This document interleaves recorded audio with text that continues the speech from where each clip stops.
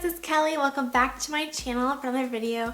Today's video is going to be a little bit different. I'm going to do a questionnaire video. I found these questions on Tumblr when I was just browsing through my feed, and I thought it was really interesting. I thought it would be a great video to have you guys get to know me better. There's going to be 11 questions in this video, which is part 1, and 11 questions in the part 2 video, which will be coming soon in a few days. So stay tuned for that as well. And yeah, I guess we'll just get right into it and start answering the questions. Question number 1, what have you been diagnosed with? So if you've been following me for a while, my diagnosis story is kind of all over the place and very complex and different. I'm still kind of like a medical mystery to a lot of my doctors, but I have had some concrete diagnostic diagnoses basically. And I've been diagnosed with gastritis, acid reflux disease, Crohn's disease, mastocytic enterocolitis, which is in the same family as IBD, as Crohn's is. Doctors have fought over if it's Crohn's or if it's colitis, and lately they've been leaning more towards Crohn's. So that's that. I know it's a little weird, a little tricky, but things are a little hard to diagnose sometimes. And I've also been diagnosed with rheumatoid arthritis as well.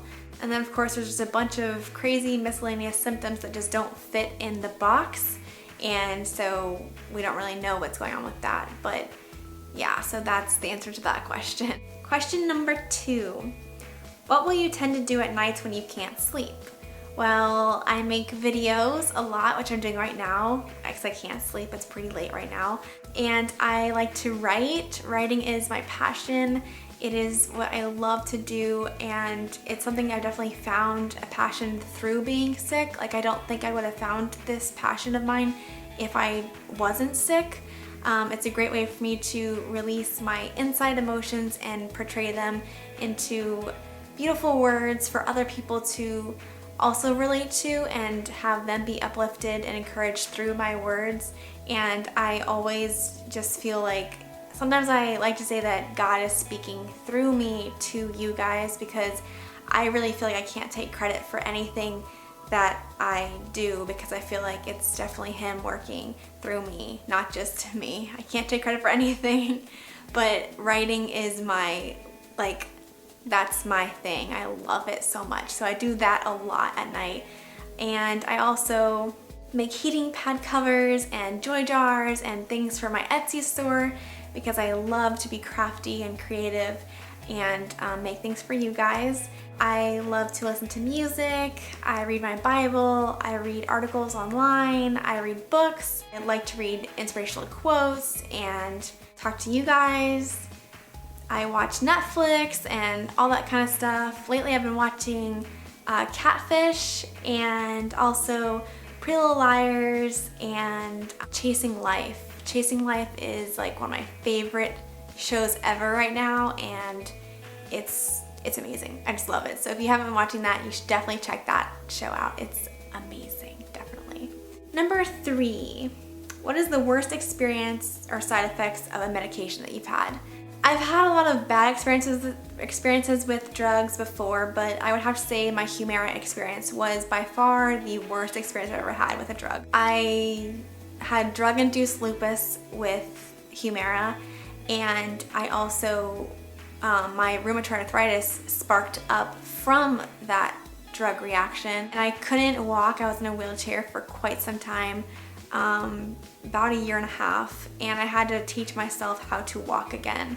So it was definitely a crazy experience, and don't be scared by my experience, because honestly only 2% of people can get that reaction, and I got that reaction, so it's really not something that happens often. So Humira is a wonderful drug for many people, so don't be scared just because of my experience. But yeah, that was the worst experience I've had with a drug. Question number 4, how has your condition impacted your mental health? Being sick definitely has impacted my mental health in a lot of ways. It's definitely altered my self-image and my confidence, and pretty much flipped my life upside down. But in all the negatives that I've had thrown my way, even with like my mental health things, like I've had depression, and sometimes I still do struggle with depression, and but I'm a lot faster in getting myself out of that depression when I'm in that stuck mode. I'm a lot faster getting myself out of it because I am a faith-based person. Like I fully rely on God, and so when I'm having a rough day, or I feel like I'm not worthy, or I'm just not beautiful, or just unloved, or something just so out of the world, and something that's just negative and just shouldn't be going through my mind, I always, just force my thoughts into more positive things, like looking for Bible verses and scripture, and looking for God's words to uplift me and help me feel like I am valued and I have purpose, and all that. So through my mental health struggles, I can definitely say I can fight through it because of God, just like my physical struggles as well. It's a struggle, but you're not alone, so always remember that. Number 5, describe your social life. My social life is definitely not how it was before, like before when I wasn't as sick.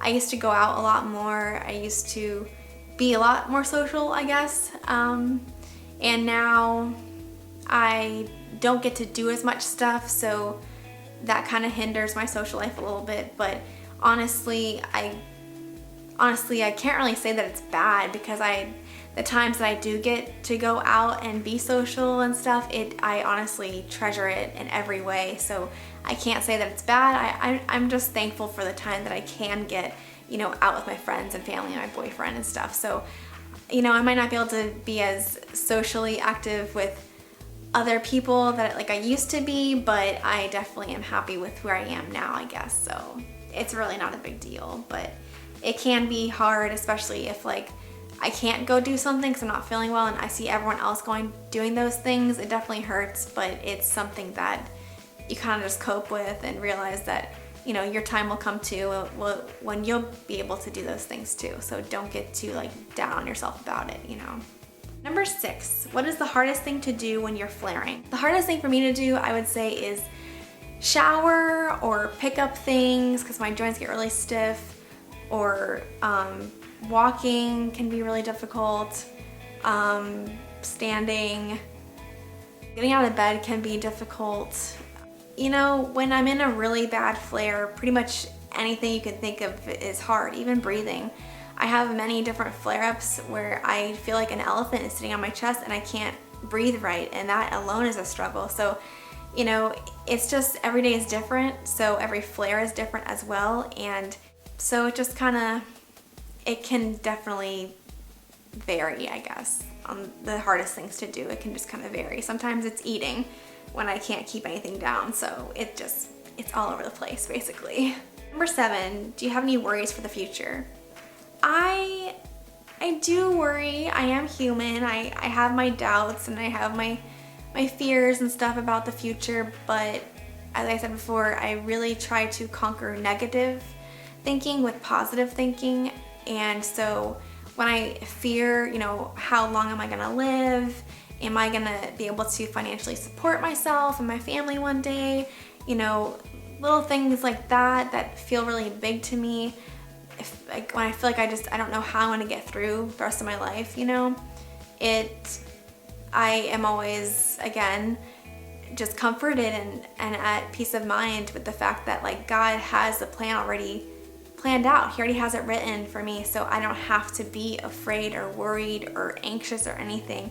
So that's always what I try to tell myself when I'm worrying about, I don't have a job right now and I'm not making any money. How am I gonna make money later on and have a house and all this stuff? It's like I can't really worry about that because it's not in my hands to worry about that, so it's just my thinking, I guess. I have to, like, in order for me to get through things, I have to remember that there always is a bright side to every, bad situation. So that's just how I think, and I think it's the best way to get through things as well. So of course I have worries, but I try to conquer them with the strength of God. So number 8, what's your favorite comfort food? My favorite comfort food is definitely mashed potatoes or smoothies. Also really like soup. I like soup from Panera. They have really good soup. And I also really like tea. I know it's not a food, but I like hot tea lately. I've been really into like Teavana's tea. I am obsessed with it. Like, it's so good. Like Teavana, like perfect tea ever. Like, don't change a thing. It's amazing. Oh my gosh, I love the hot tea from Teavana. It's just, go try it yourself. It's amazing. You're gonna love it. Number 9, tell us a valuable lesson you've learned through being sick. There are many lessons to be learned when you're sick, and every single day is a new learning experience, honestly. And I have learned so many valuable lessons, and I feel very, very blessed that I have learned a lot of lessons at such a young age, because a lot of people don't learn these lessons till it's way too late, till they're like in their 80s or something. So I feel very happy that I have learned these lessons at such a young age, because I can truly grasp the gift of life, you know. So I feel like the biggest lesson though would be to never take anything for granted, whether it's, you know, just being alive or driving or walking or being able to smile or eat or breathe or see things or hear things. It's just like, or smell things. I mean, everything is like such, it's all placed in this world for a reason. So it's always like, I'm just like, don't take anything for granted. And especially with someone who has had things taken away from them and, you know, from health issues, it's like every day, if your heart is beating, you have purpose. So don't take anything for granted, because what you have is enough. So you can use the gifts that you do have in this day to get through it and use it for good things in the world. So don't ever feel like just because you can't hear or you can't see or you can't walk right or whatever that you're worthless, because I'm telling you, you have what you do have, and you have to remember that you may not have certain things, but you do have other things. So I don't know if that makes sense, but like, you have to look at the right side of what you do have instead of focusing on what you don't have. Number 10, name 3 things that you miss that were taken from health limitations.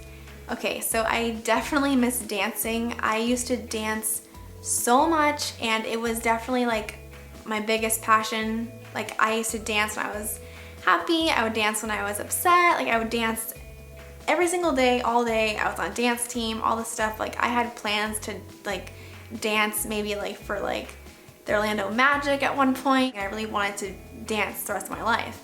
I miss that every single day. I really, really do. I miss it so much.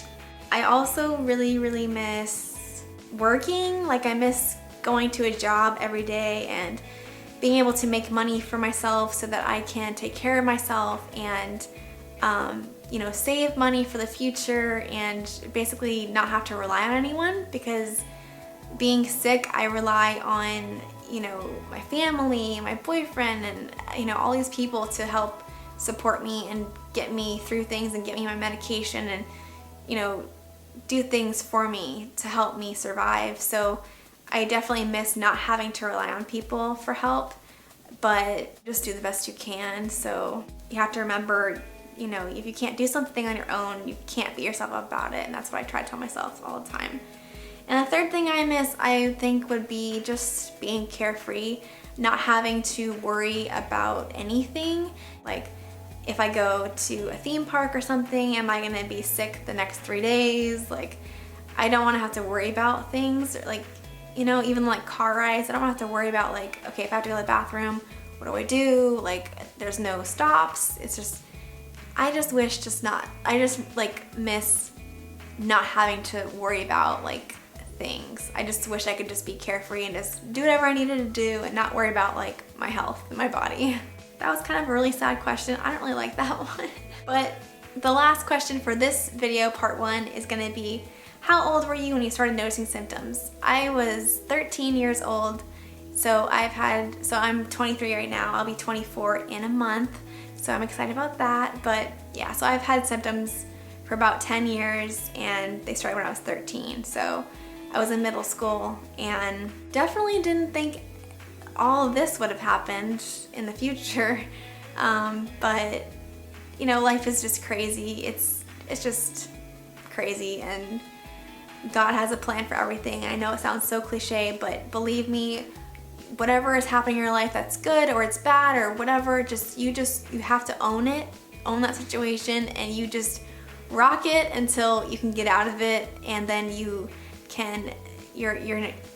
a survivor and you've gotten through it, and you're able to tell your story and be a testimony to other people. So everything you go through, it is always going to help you in the future. It is preparing you for your future. So don't get too frustrated and anxious, because everything is going to be okay. So just hold on to that at least. Just know that it will be okay. I know it doesn't seem like it, but it will be okay, and you're not alone. I'm with you and God's with you. So, okay, sorry I went on like a big tangent through all this, but you guys are just so amazing, and I just wanted to I didn't want this to be all about me. I wanted to make sure you guys could get some insight from this. So I hope that you guys like this video. I know it's kind of long, but that's why I had to split this video into 2 videos, because if I put the part 1 and part 2 into one video, it would have probably been like an hour long. So I hope you guys stuck with me through this, and remember that part 2 is coming soon, so it'll have another 11 questions as well. So I love you guys so much. Hope today is a better day than yesterday, and I'll talk to you guys later.